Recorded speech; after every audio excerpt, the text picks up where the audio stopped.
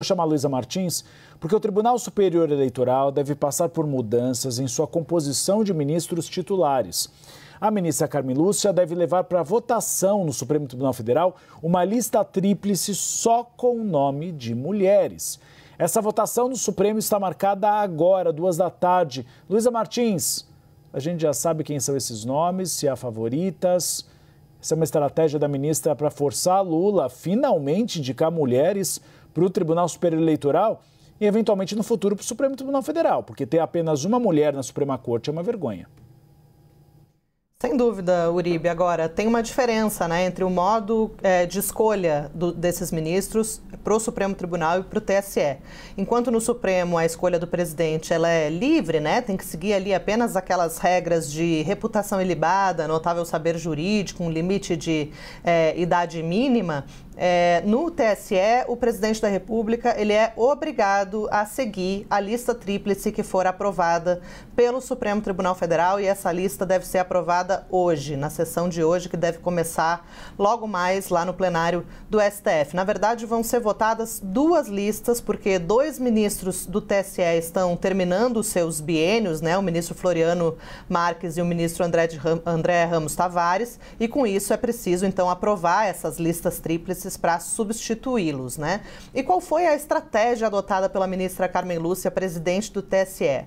Ela fez duas listas tríplices separadas e uma delas apenas com nomes femininos, uma maneira de praticamente obrigar o presidente da República a indicar uma mulher para o lugar de um desses dois ministros. Provavelmente um deles deve ser reconduzido e o outro vai ser substituído, então, por uma dessas três opções colocadas pela ministra Carmen Lúcia, que são as advogadas Cristina Maria Gama Neves da Silva, Estela Aranha e Vera Lúcia Araújo. A gente não sabe ainda qual vai ser a opção do presidente da República, mas existe aí uma tendência para que ele nomeie Vera Lúcia, que já é ministra substituta do TSE, para que ela seja promovida, digamos assim, a ministra titular. Essa costuma ser a tradição, então esse deve ser o cenário que vai se desenhar a partir de hoje. E por que a ministra Carmen Lúcia decidiu adotar, né, essa estratégia, fazer essa iniciativa de enviar para o Supremo uma lista com nomes só de mulheres?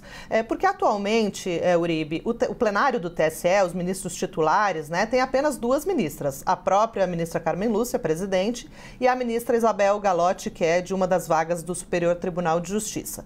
A ministra Isabel Galotti, ela encerra o seu mandato em novembro deste ano e a ministra Carmen Lúcia deixa o TSE em agosto do ano que vem, ou seja, ambas vão sair da composição do TSE antes das eleições de 2026 e, com isso, Carmen teve ali uma preocupação com deixar o plenário do TSE, que é sempre tão demandado num ano eleitoral, sem representatividade feminina, né? Então, com isso, ela força, de alguma maneira, o presidente a escolher uma mulher para compor uma dessas duas vagas que estão prestes a abrir no Tribunal Superior Eleitoral. Essa lista tríplice vai ser votada hoje, com isso o Supremo envia essas duas listas para o presidente Lula, né, para o Palácio do Planalto, para que ele possa oficializar a sua escolha no Diário Oficial da União, mas essa é uma estratégia também, Uribe, que ela não é exatamente nova, né? Em 2021, Barroso era presidente do TSE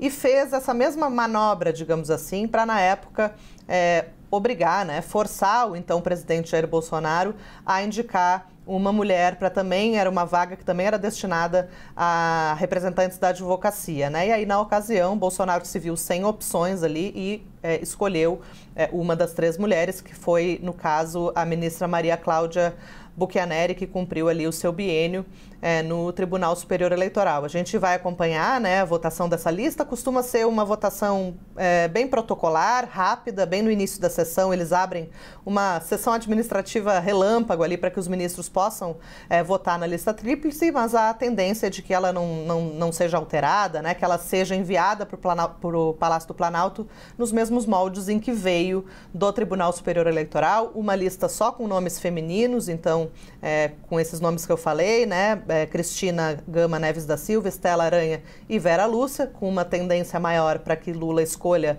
Vera Lúcia, que já é substituta, então ela permaneceria ali nos quadros do tribunal como titular.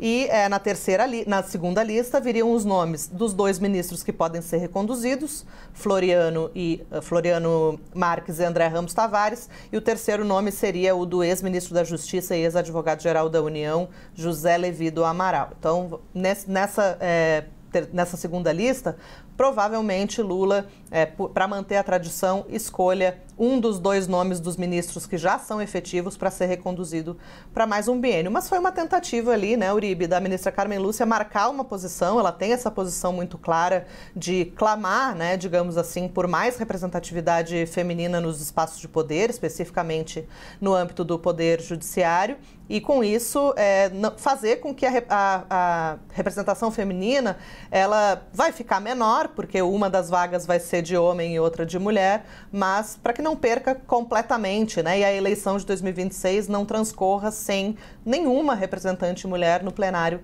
da Corte Eleitoral. Ainda somos poucas, mas é um pequeno avanço.